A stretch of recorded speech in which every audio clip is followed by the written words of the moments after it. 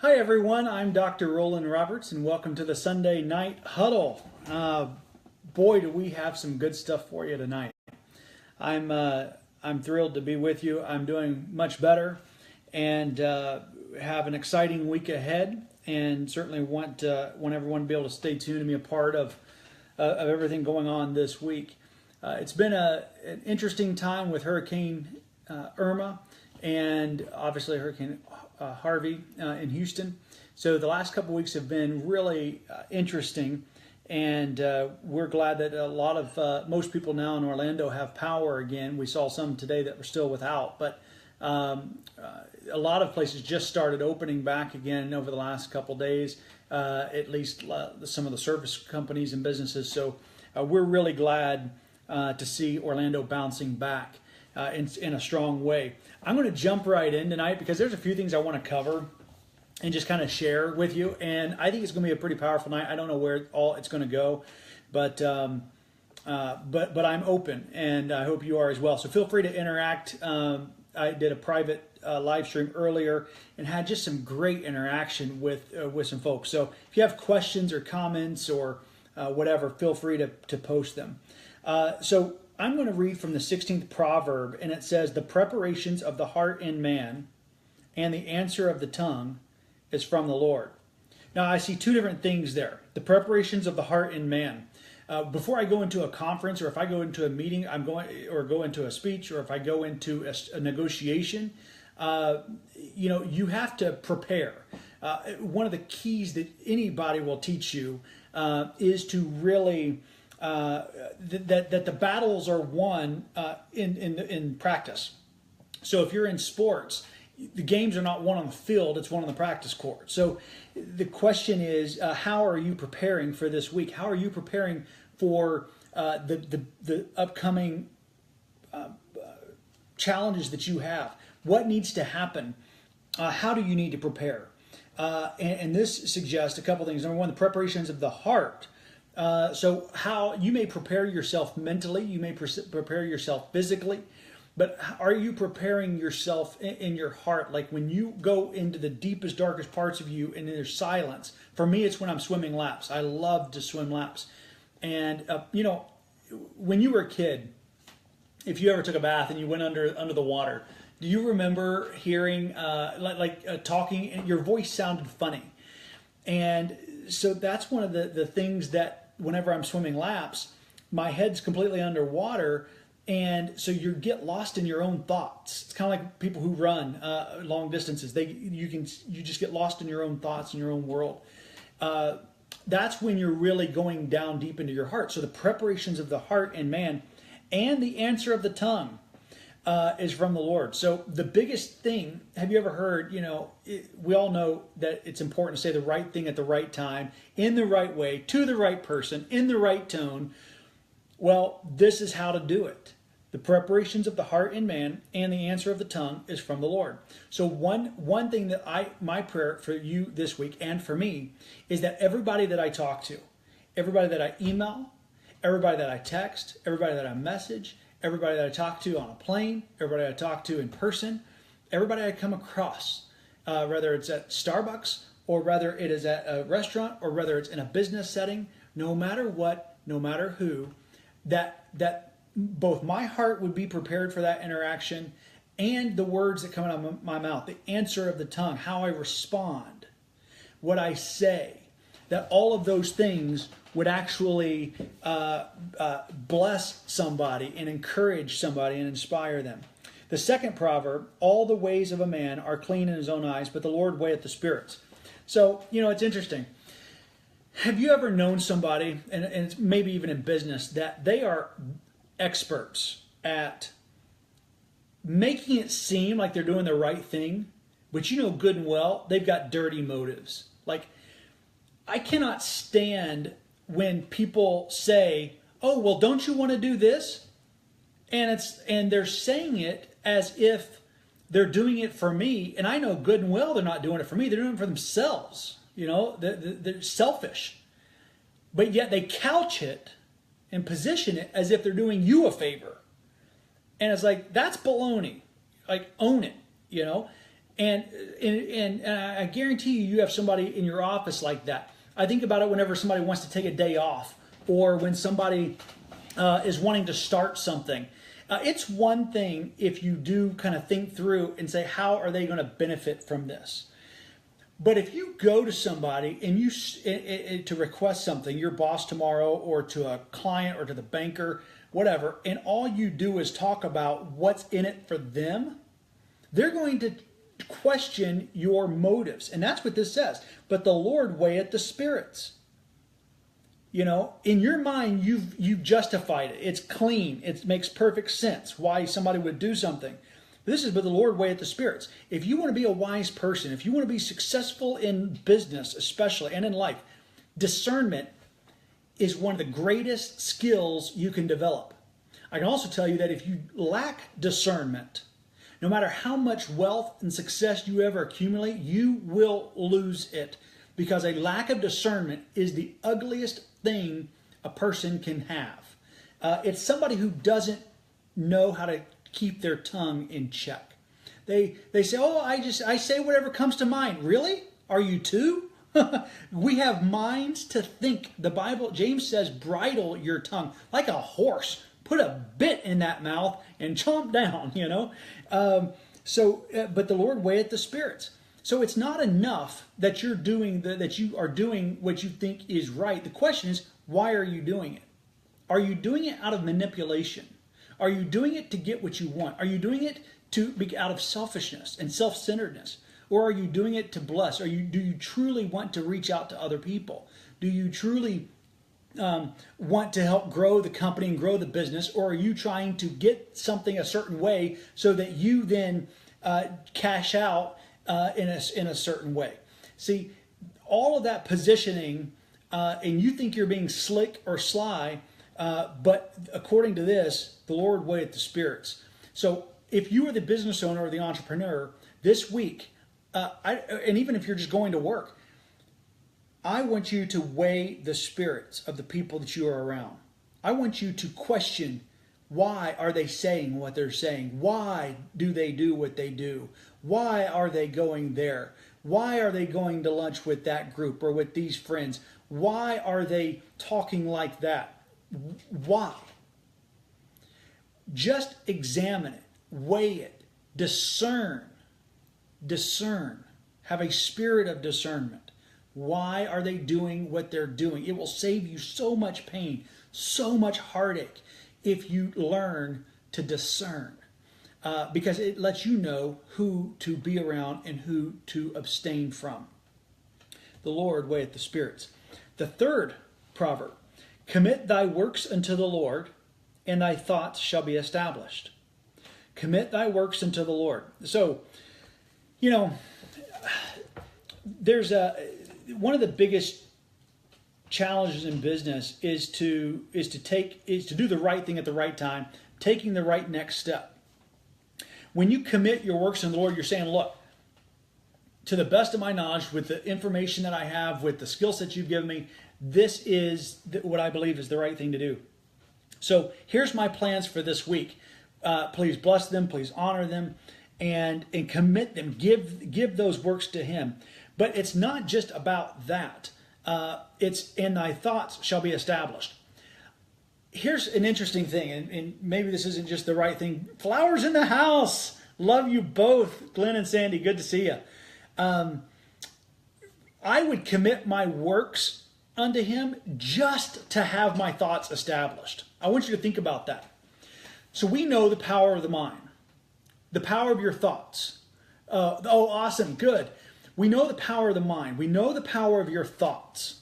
Okay, so everything you see was created in someone's mind. The house you sit in right now, somebody imagined that. Somebody did an architectural drawing of that. The automobile you may be watching this as you cruise down the road or listening to at a later time, that was designed. That was first started as a seed in someone's mind.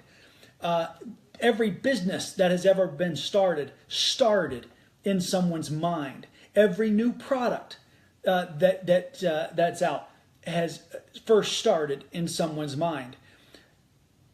everything you see and experience today first began in the mind. The power of your mind and your thoughts controls the rest of your life. It controls who you marry. It controls who you divorce. It controls who you hire. It controls who you fire. It controls what you buy. It controls what you save. It controls every decision you make. Your thoughts. And here's the funny thing about thoughts. You can deceive me. You can deceive other people. We don't know what you're thinking. There's a lot of people who've told me about how positive they are, and I'm going through a tough time, but man, I'm staying positive. I'm looking on the bright side. I only see possibility and all these things. But I can tell you, maybe they are and maybe they're not. That's irrelevant to me. Because people think that they're telling you one thing, but their minds so often are thinking something completely different. They're speaking what they wish they were thinking. They are speaking what they wish they had, the self-control, the self-discipline, and the champion mindset to actually think that way, but they don't. And guess how you can know? Because we're talking about discernment. Here's how you know. You tell by the fruit of their life. So I can't read your thoughts. I can't see your thoughts. But oh, guess what? We all know your thoughts. It's as if all of your thoughts are across one of those digital billboards going down the interstate. Because we see exactly what you're thinking. We see it by your life. We see it by your lifestyle. We see it by your results. We see it in the decisions you make and the actions you take. We see it by what you stop doing. We see it by what you start doing. We see it by who you spend time with. We see it by what you post on social media. We see what it is by the stories you tell, the jokes you laugh at, what you find funny, how you entertain yourself. That's how you know what somebody is thinking. So, commit thy works unto the Lord, and thy thoughts shall be established. The result of committing your works to the Lord is that your thoughts will be established. And I'm telling you, I want my thoughts established so much that I'll take my calendar, I'll take my plan, and I'll say, here, it is yours, because I want you to control this. You know, the accident, I got ran over by a car 3 weeks ago, and I had a severe concussion and struggled really getting my thoughts back and really in a coherent way, being able to articulate what I'm thinking. And that's once I was able to kind of think and think clearer. Thank you, CJ. Appreciate that, brother. And so as part of the restoration process for me to restore my mind was to, there's a verse that says that the only way to renew your mind is through the washing of the Word, so through the Word of God. So what I did, where everyone else would maybe, I was very careful about what I put into my mind. So I limit TV, I limit questionable influence. I even, normally I read a lot. I read even opposing viewpoints. I read and study just as much of people who don't agree with me as that do, just so I can understand and really seek to understand where people are coming from and how they arrive at those conclusions, so that I can be more effective as well, and so I can constantly grow myself. So, but in this time, when my brain was clay, when it was moldable like never before since I was a child, I wanted to protect my mind. I had to protect my thoughts. So the best way to do that starts with a firm foundation. So I poured and just spent and still do, but spend as much time as I possibly can in the Word, so that it just gets in me. And I'm not understanding every single thing, and I'm not listening and trying to go deep on everything. I just want it. I want my subconscious, I just want it going in. So if I'm driving down the road, sometimes I'll just put it on, so the audio, so that it's just going in. And I'm thinking of, sometimes my mind wanders, but at least that's what's being put in. And then I'll listen to certain podcasts and certain things that are success oriented, or just some good solid principles of life. And it's a chance to just form those grooves on your brain and reshape and remold your mind and your thoughts. You've all seen it whenever somebody, this is your brain on drugs. I've seen, this is your brain on pornography. And it's actually very similar to drugs or alcoholics. They have very distinct brain patterns, and it is unbelievable, the actual trenches and ruts and shapes and indentions, like somebody just pushed and deflated certain parts of the brain whenever they have a severe addiction, mainly to pornography or drugs or alcohol.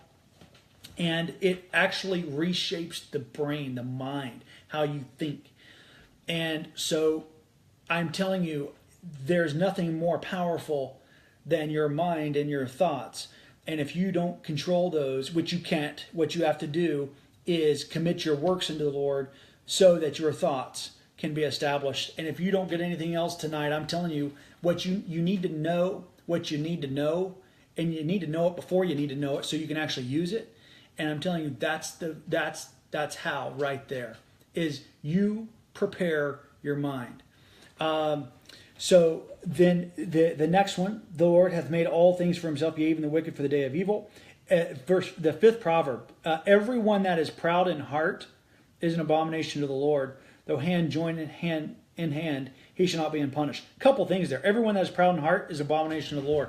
Look, pride is like the original sin. If you take every conflict you have in business, you take negotiation, any negotiation,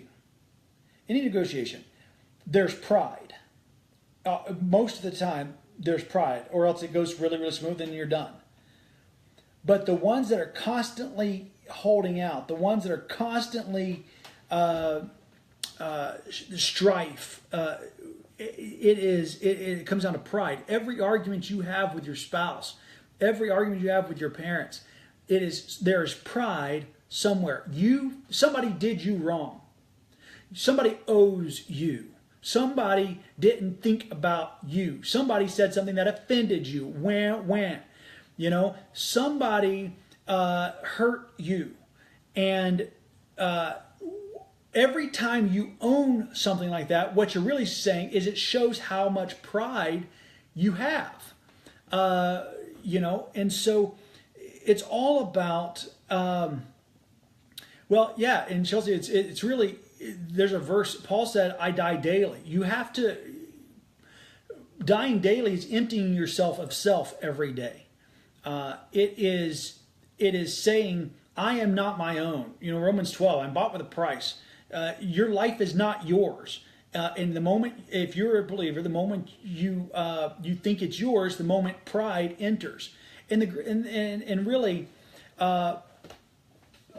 that's one of the things. There's very few things that he says is an abomination to him that he hates more than anything. Pride is one of them.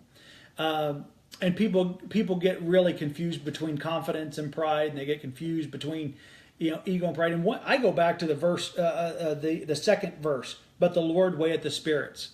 You and I can't always know someone's intentions. We can't always know someone's motives. We can't know if they're cocky, confident, or prideful, or arrogant, or whatever. Now, there are sometimes that it does come off crystal clear, at least in the way that we understand it, in the way that is socially acceptable. Which, by the way, that's changed. So it's kind of funny for you to say, "Oh, well, that person's full of pride," when 1,000 years ago, that's how you survived. That wasn't pride. That was existence. That was staying alive. So and the standard for that doesn't change. It stems from the heart. It stems from the heart. Do you esteem yourself better? Not different. Different is okay. if I look at your choices and say that's fine, but I can acknowledge all the choices that you make, and that's different, and look at the results that your choices get you. I want to make different choices so that I get different results. That's not judging. That's observing. It's analyzing. It's not pride. It is wisdom. It is discernment. That's awesome, Glenn. Comcast on TV while we're dinner. Well, I hope this just really makes it go down better. And I'm telling you, let's see here. Would you please put what your Facebook page is, Glenn? He and his wife Sandy are amazing people. They have a cat fisherman business, and he does. They also rep for different products, and he's done TV shows and so forth. Catch monstrous flatheads. It's unbelievable. And it really is a page that if you are an outdoorsman of any sort, you want to follow them. Great people. And I really appreciate them. So pride. But the second part of that, it really is interesting to me. It says, though hand join in hand, he shall not be unpunished. This is the whole point of misery loves company. Misery loves company. When someone's doing wrong, if you're going to go rob a bank, most people don't go rob a bank by themselves. They got the getaway car, they got the driver, they got whatever. It's more than one. Because, and have you ever heard somebody say, and I guarantee you've heard it said in your business, if I'm going down, what? Finish the phrase for me. If I'm going down, you're going down with me. That's what people say. And that's what this says. Though hand join in hand, they shall not be unpunished. That means they start reaching out for other people, saying they think there is strength in numbers. When it comes to wisdom and discernment and success, numbers are irrelevant. Quit playing these stupid secular games. It doesn't matter if 1,000 people line up next to you and there's one opposing voice. If it's the right voice, you could have 1,000,000 and it doesn't matter. There is no strength in numbers when you are in the wrong. It just means there's more of you that are wrong. So, though hand join in hand, it doesn't save you. But the way we all think is that the more people I have on my side, the more right it makes me. And this says the opposite. By the way, that's one of the reasons why I am not a strong believer in customer surveys. I had the hospital that I was in sent me one yesterday. I occasionally will fill something out if it doesn't take too much time, but I don't like to answer them, but I definitely don't like to issue them. A couple reasons. And every conference you go to, they normally have feedback forms on the seats, and they want to evaluate the speakers and things. And there's a time where that's really helpful. It was helpful in the business battleground because it took 4 different events. Finally, what I feel like nailed it, got the talk track down that I wanted to. The 4th one, it took 4 because it's kind of a new vernacular period, but for me especially, really talking about faith and business as one. In a seamless manner, in a way that's logical and made sense. So it was difficult. But normally, when you get a lot of consumer feedback and a lot of advice, you don't understand what target market they come from. You don't know their life cycle. You don't know their spending habits. You're getting their opinions, and opinions are like noses. Everybody's got them, and they're probably different.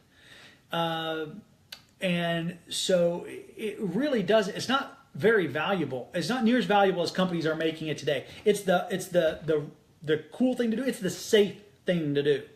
Because here's the thing: if I took surveys and 80% said that if we had this feature, function, benefit, they'd buy our widget and our product or our service.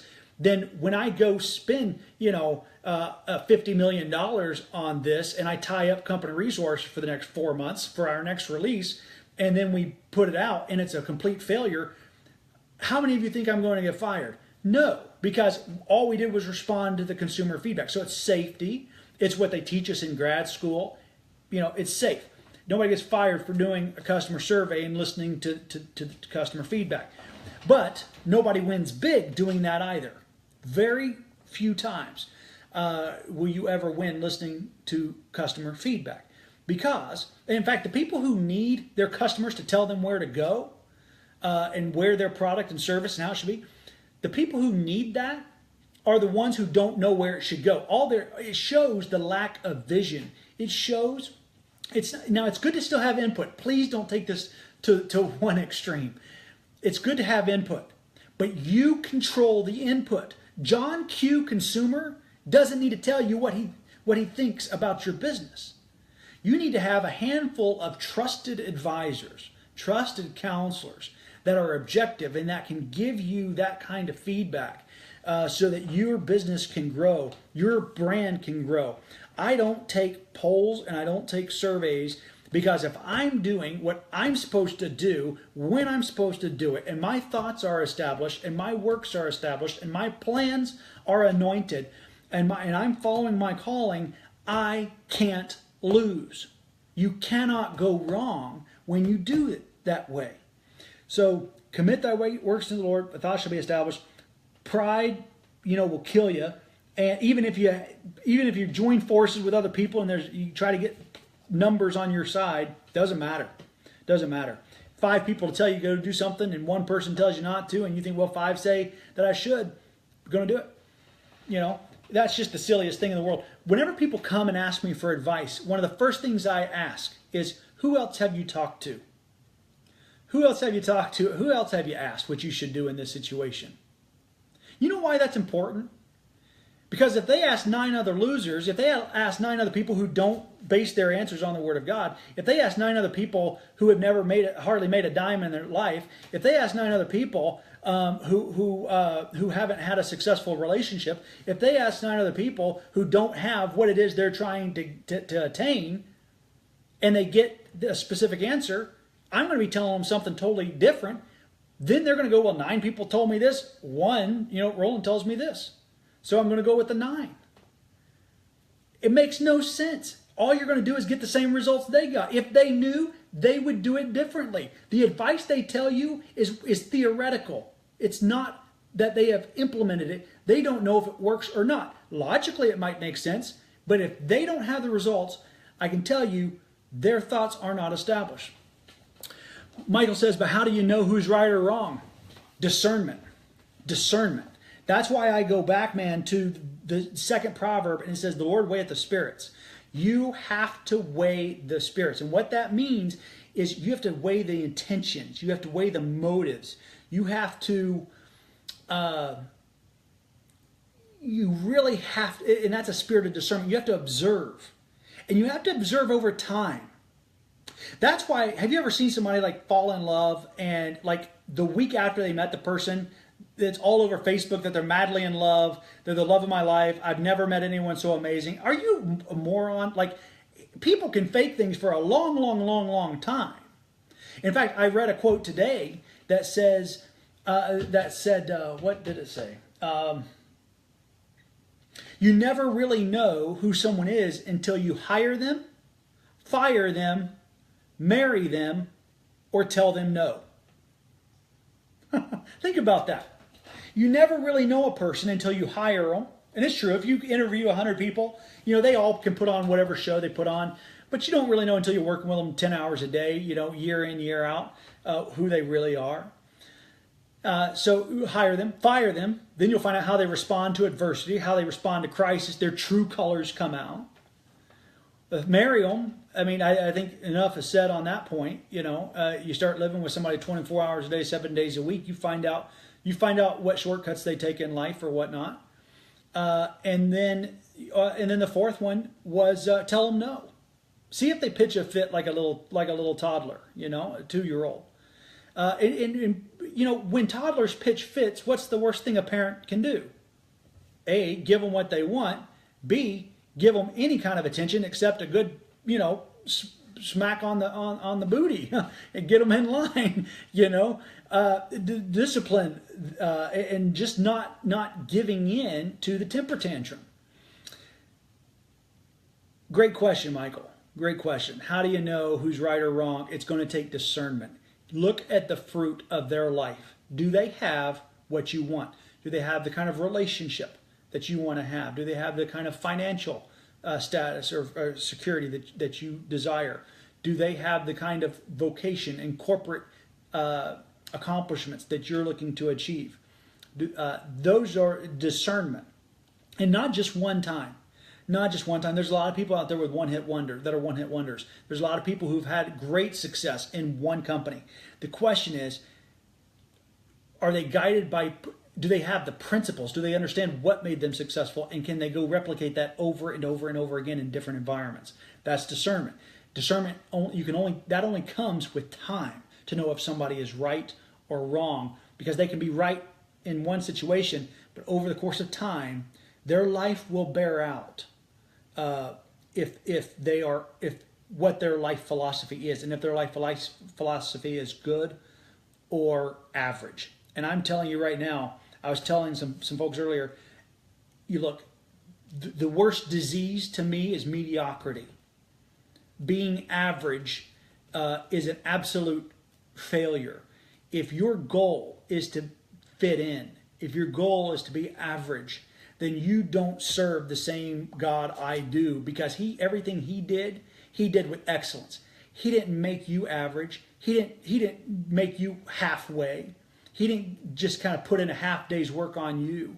He gave it everything. He gave you everything. He made you with excellence. And everything, whatever our hands finds to do, we're supposed to do with all of our might. We're supposed to give it everything we've got. We go all in. Whether it's downtime, whether it's work, whether it's play, recreation, whether it's thinking, whether it's studying his word, whatever it is, you go all in. You do what you do with excellence, because you don't just represent yourself. You don't just represent your family. You represent the King of Kings. And the man's got a lot of cattle, but he don't own any big hats. Yeah. We always used to call all hat, no cattle, out in Montana. They do in Texas as well. All hat, no cattle. It's got a lot of talk, a lot of bark, not a lot of bite. There's a lot of people who really think that they're gurus. They think that they are, they're self-proclaimed. You can see it on social media or on different graphics. One of the things that drives me nuts is when there's a quote that is as old as the hills, and somebody who just read a self-help book or a positive book in the last week or two, they put their picture and they slap that quote on it. I mean, are you kidding me? Now I'm glad that they're starting to put in the right input, but it just doesn't mean you instantly start listening to them. And we're talking about discernment, a spirit of discernment tonight. One of the things that I discerned early on was what I call the Pinterest philosophy.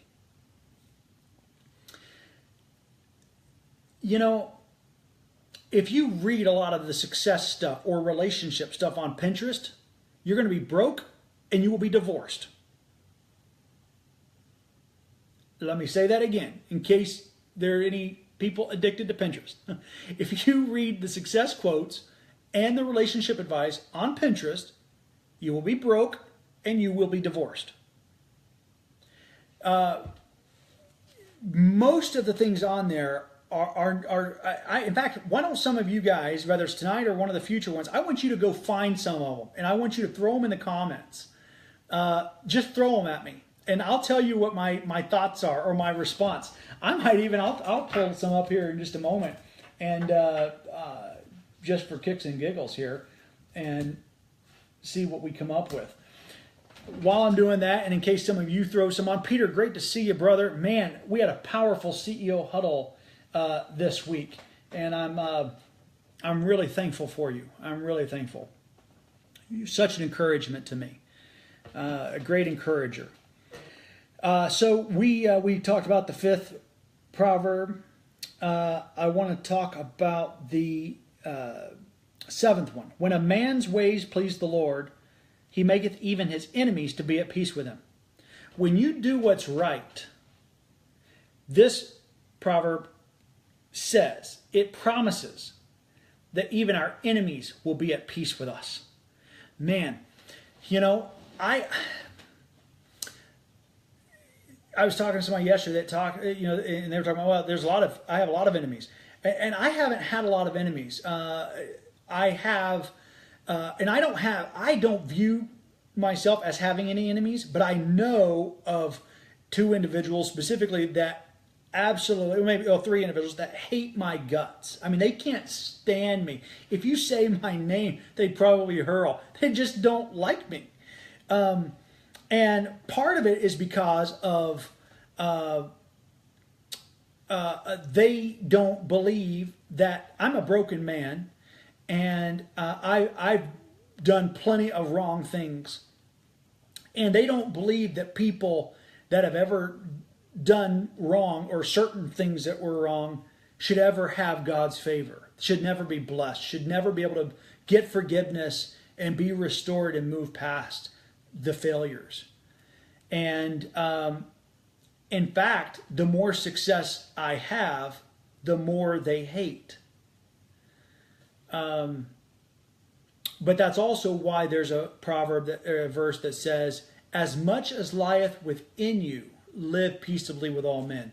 I want to be at peace with all men, and I can tell you, I've reached out on multiple occasions to them. I've asked for one-on-one meetings. I've asked for group meetings. I've asked for forgiveness for anything that I might have done that I don't even know that I've done, because I want to be at peace with all men.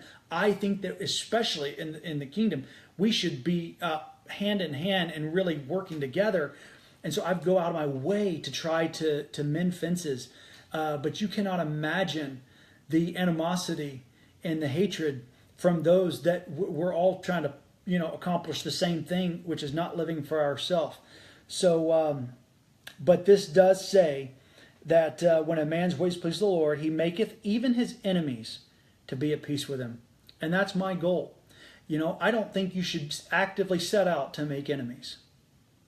I think if the greatest commandment of all is that we love our neighbor as we love ourselves, which means we are supposed to love ourselves. You are supposed to love yourself. You are supposed to take care of yourself. What do you do for the people you love? You want the best for them, don't you? You want them to be safe. You want them to be take care of. You want them to be taken care of. You want them to have everything they need. You want them to stay healthy. You love them. You want to provide for them.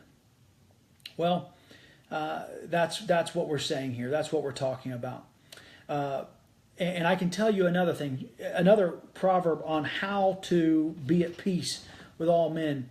There's a thing. Thank you, John. There's a proverb that talks about, if your enemy is hungry, feed him. If he's thirsty, give him to drink. And I think that when we bless our enemies, don't curse your enemies. Don't curse the people that hate you. You bless them. When they lash out in anger, when they lash out with venom and vitriol that is just unbelievable, bless them.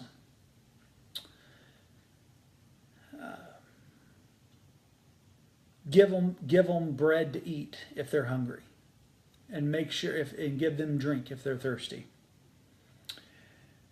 The 8th proverb: better is a little with righteousness than great revenues without right. Now, I love talking about revenue.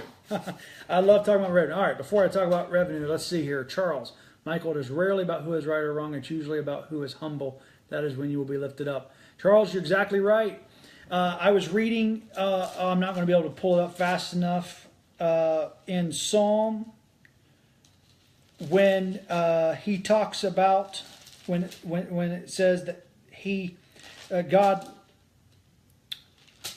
sets some down and lifts others up. And what you just said is you hit the nail on the head. It's when we empty ourselves of self, when we humble ourselves before God, He's able to exalt us. He's able to lift us up. And Proverbs 29 says, Proverbs 14 says, a man's gift goeth before him, maketh room for him, and causeth him to stand before kings, before great men. And I'm telling you, when your gift is given to him, he really brings you before, just like he did for Joseph, made him second in command, put him in Pharaoh's house.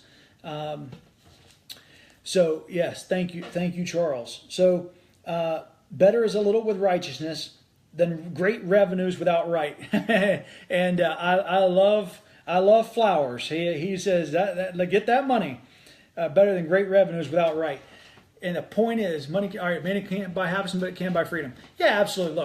Look, Glenn, you're right. There's nothing wrong with money. Okay, money is not evil. In fact, money is not the root of all evil. The love of money is the root of all evil. And guess who loves money the most? Guess who loves money the most? It might be some super rich person that just has whoever you're thinking of in your mind. Oh, they love money because they have money. I find it's quite the opposite. I find that the people who love money the most, people who money controls their life, are the people who don't have it. They're the ones who try to take advantage of me. They're the ones who try to take advantage of you. They're the ones that if they can do this to make an extra $10, or if they can do this to make an extra $2 an hour, or 20 cents an hour, they're the ones who are obsessed. They're the ones who will sacrifice their values for a buck. Now, not just them. I mean, we see plenty. Look at Enron. We see plenty of people who do immoral, unethical, illegal things for money. It's everybody's in the same boat on that one. But the love of money, the obsession with money. If you are obsessed with money, you probably will never have it. Now think about that.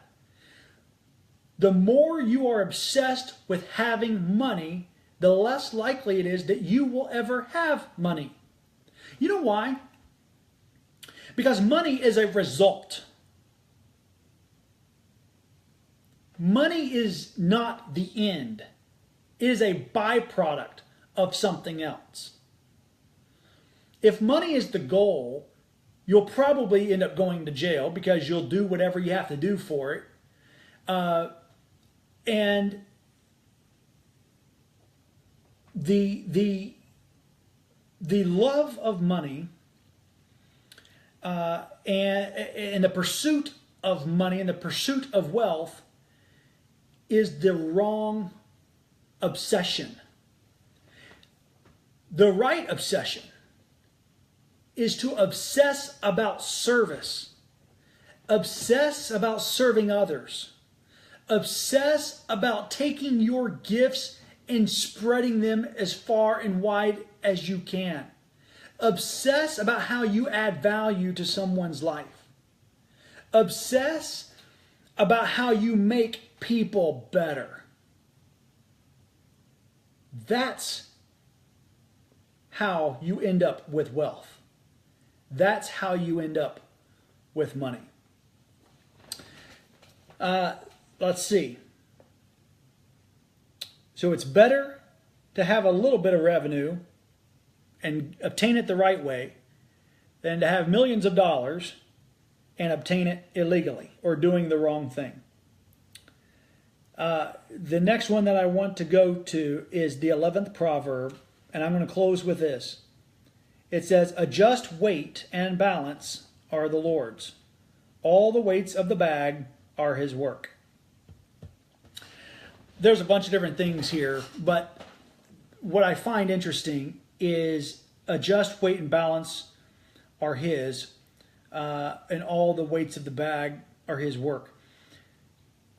He doesn't just look at our choices in isolation and our actions in isolation. He looks at things all together, the big picture. Have you ever, especially as a CEO, as an entrepreneur, one of the things we have to do is help people step back and see the big picture. Awesome. Nick, great to see you. And if you need a great wealth manager, life insurance, make sure you get with Nick. We've been able to visit one-on-one, and he's on a couple of great boards and nonprofits. He's very service-oriented, service-minded. Exactly what we were just talking about. He's obsessed with serving other people and what's in their best interest. So I really appreciate you, Nick. Thank you. But adjust weight and balance. Look, there's a couple things there. Adjust weight. We talk a lot about balance and work-life balance. And you'll have employees that talk about this. And what they mean is how much time am I spending on vacation versus in the office? How much time am I spending with my family versus at working? They talk about work-life balance. Well, that's not always the right balance to have. Think about this. Nature has a just weight and balance, but we don't always view it as a just weight and balance. In fact, there's usually two different seasons that people feel are a just weight and balance. It is spring and fall. People love fall and they love spring. The weather is crisp, or in the spring, you don't have to wear the jackets and you're able to, it's like summer without the humidity. And it's just wonderful days. But winter is an extreme. Summer is an extreme. Extreme heat, extreme cold. So would you tell God that, excuse me, you need a better work-life balance, sir. You need to be more balanced. Like all 4 seasons need to have the same pace. It needs to be consistent. That would be ludicrous. That would be absolutely insane to say that or expect that. So there's a lot of people today that think they are balanced. They work 8 or 9 hours a day. They work 40 or 45 hours a week. They take their 2 weeks of vacation. They spend nights and weekends doing whatever they do. But yet, if I asked most of you watching, and however many thousands that end up watching it later, if I asked you, are you balanced when you work a 40-hour work week and you go home at night and you have the weekends? And if I asked you, how many of you are busy? Most every person I know will say that they are busy. There's only a handful of people that have ever said, no, I'm not busy. I'm telling you, I really am not. Most people will tell you that they are busy. And they aren't working, 60, 70, 80, 100, 120 hours a week. They're working 40, 45, but they got a lot of other stuff going on. They're taking the kids to soccer practice. They're taking the girls or they're going to the dance team or gymnastics or, softball practice or music lessons or, whatever it is. And then Saturdays all day at the park or at the ballparks or the ball fields.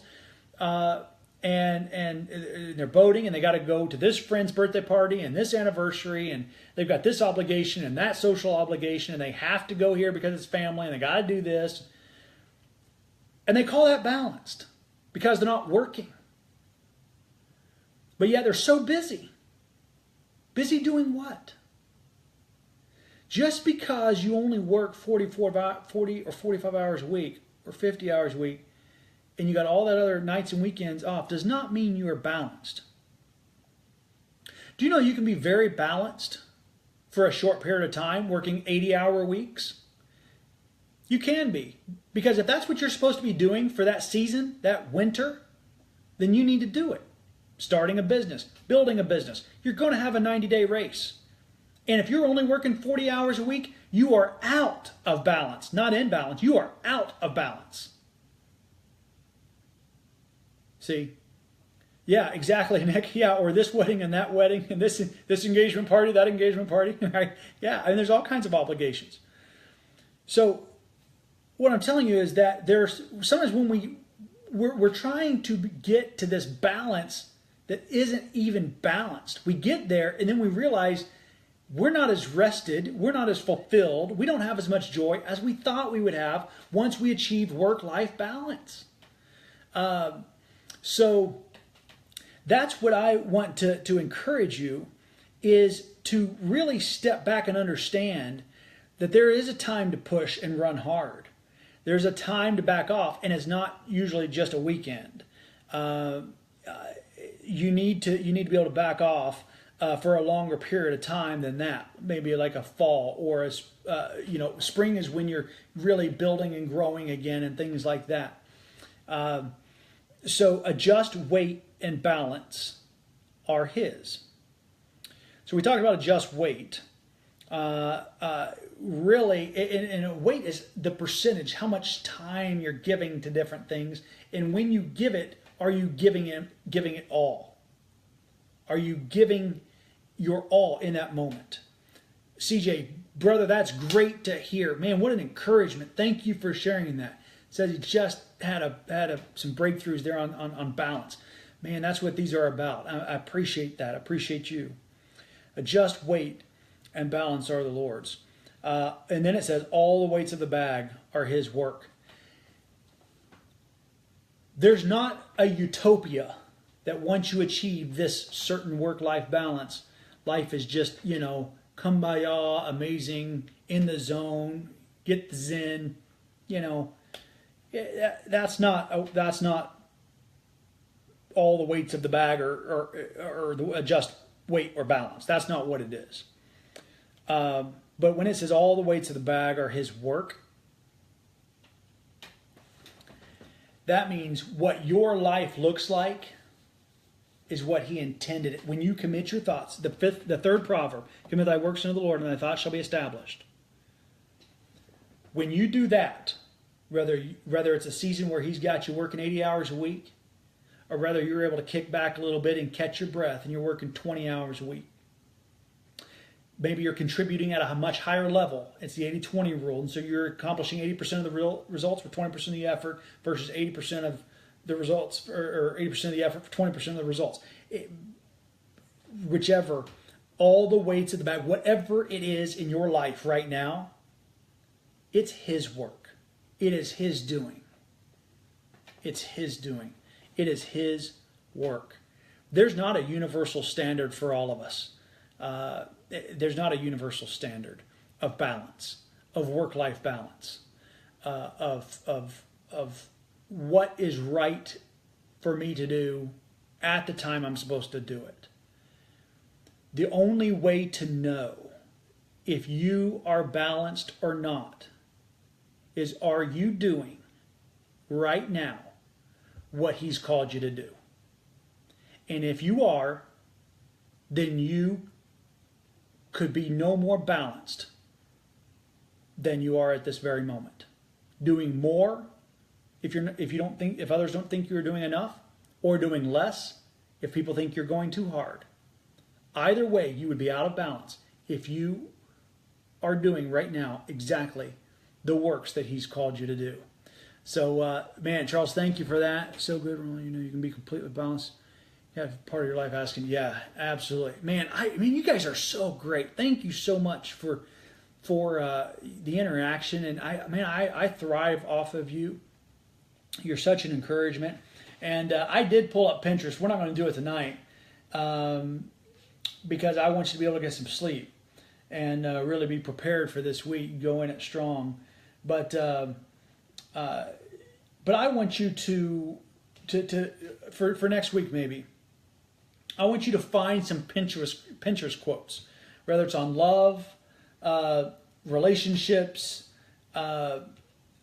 success, and I want you to throw those at me next week. I want you to come with a few of them, put them in the comments, and let me expound on those and kind of see. My Pinterest, I'd actually have to Google it or search it for it on Pinterest because mine right now is showing me a bunch of horses and whatever else I looked at last. So you guys find some quotes for me next week, and we're going to discuss if they're accurate or not, or if they're shallow. And I can give you a lot of different, even the ones that you think are right.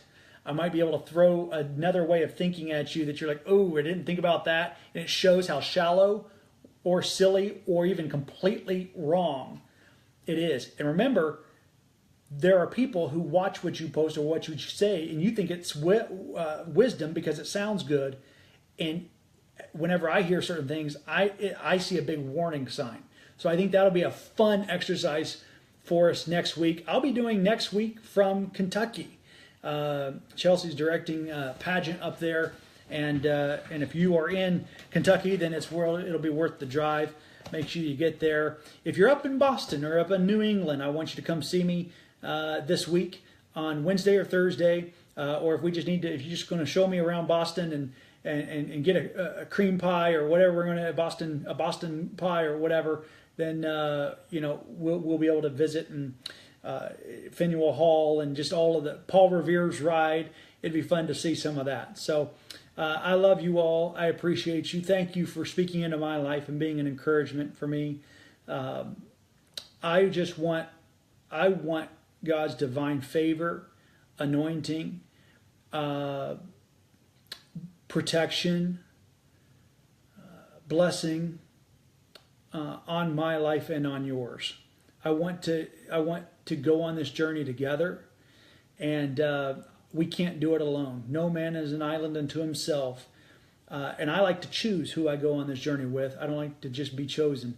I like to, and in this case, we get to choose each other. So I love you guys. Y'all have a great week.